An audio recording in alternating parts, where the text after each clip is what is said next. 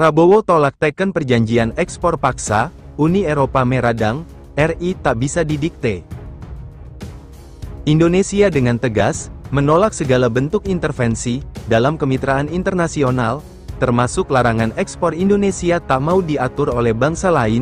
Uni Eropa yang notabene menjadi pihak yang menggugat Indonesia, tentu tidak senang dengan kebijakan lanjutan dari Presiden terpilih Prabowo Subianto.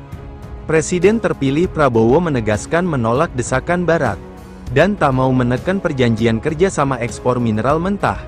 Artinya bahan-bahan mentah ini akan diolah di Indonesia.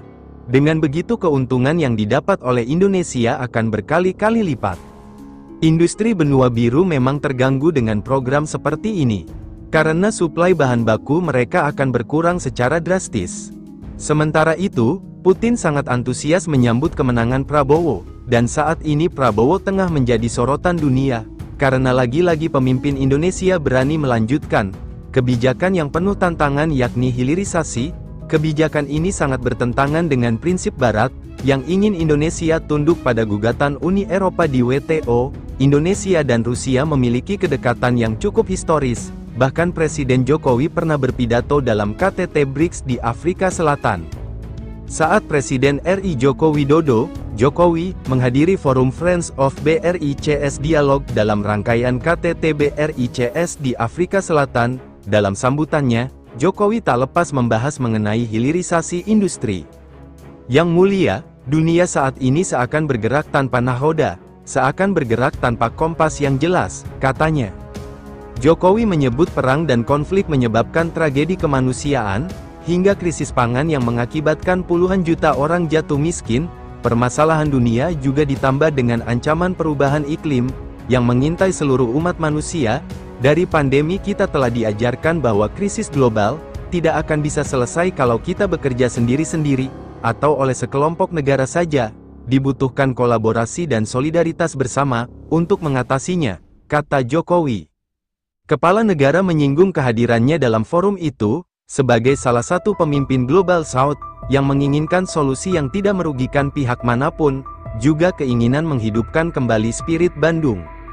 Selain itu, Jokowi juga meminta kepada semua pihak yang menghadiri forum itu untuk menghormati hukum internasional dan hak asasi manusia. Kita semua melihat tatanan ekonomi dunia saat ini sangat tidak adil. Gap pembangunan semakin lebar, rakyat miskin dan kelaparan semakin bertambah dan situasi ini tidak boleh dibiarkan, katanya. Untuk itu, menurut ex-gubernur DKI Jakarta ini, negara berkembang harus bersatu untuk memperjuangkan hak-haknya, bahkan menyinggung hilirisasi industri yang semestinya tidak dihalangi. Diskriminasi perdagangan harus kita tolak, hilirisasi industri tidak boleh dihalangi. Kita semuanya harus terus menyuarakan kerjasama yang setara dan inklusif. BRICS dapat menjadi bagian terdepan untuk memperjuangkan keadilan, pembangunan dan mereformasi tata kelola dunia yang lebih adil, kata Jokowi. Selain menghadiri forum itu, Jokowi akan melakukan pertemuan bilateral dengan sejumlah negara. Dari keterangan Kementerian Luar Negeri, diterangkan serangkaian pertemuan bilateral direncanakan dengan beberapa negara, seperti Democratic Republic of Congo, juga tuan rumah KTT BRICS Afrika Selatan. Selain itu secara terpisah, Deputi Bidang Protokol, Pers dan Media Sekretariat Presiden B. Mahmudin mengatakan, Jokowi bakal menjadi pembicara dalam KTT BRICS sebagai Presiden RI, dan juga dalam kapasitas sebagai Ketua ASEAN.